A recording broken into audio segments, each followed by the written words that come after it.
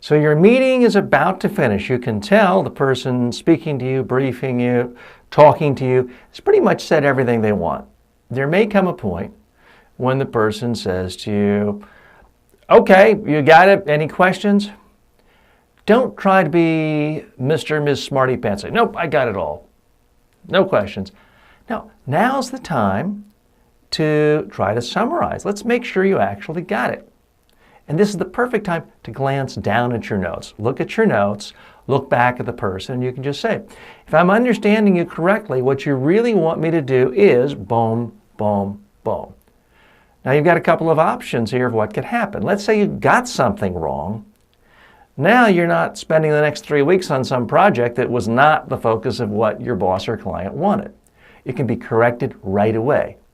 And typically someone speaking to you is happy to put you right on the best track and to correct you. They appreciate the fact that you really listened, that you took notes, that you're trying to get it, and you needed a little bit of a course correction, a calibration. So there's no damage done in the eyes of the person speaking to you. In fact, your respect will go up in their eyes because you were trying so hard to get it, and they're able to help you more, even mentor you more in some office situation. So that's great.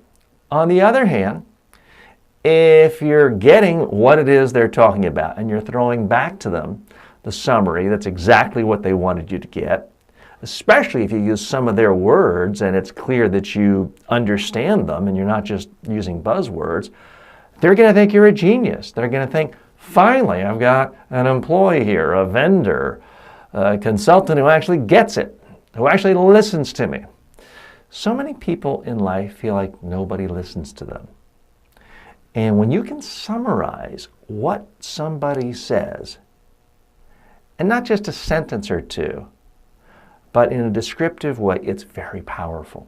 You have to use your judgment, of course. If the meeting is running way over and it's after 6 on a Friday, now's not the time to spend 7 minutes summarizing the previous half-hour presentation or meeting or briefing, but certainly you could spend 30 seconds on it.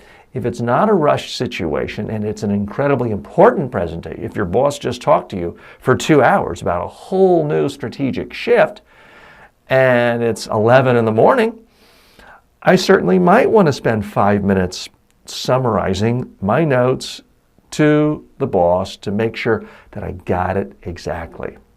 So summary is fantastic because it further cements the ideas in your head. If you know you're going to be doing it, it forces you to listen more actively. It's a chance to correct anything you got wrong at no penalty. Imagine in college you could just give out your answers and say, is this the right answer? And the teacher says, no, that's the answer. Well, you'd make an A on every test. You got to look at it this way. This is a way to get an A on every test. You just ask the person speaking to you, the role of the teacher in this case, are you getting the right answers? And they'll tell you whether you are or not. Either way, they're going to like it. And they're going to like the fact that you're trying hard, and especially if you get it. As I mentioned, if you tell them exactly the message they were expecting using some of the words, they're going to think you're a genius and you'll be in great shape. So don't forget in business communication, summarize again pretty much any time unless you have severe time constraints.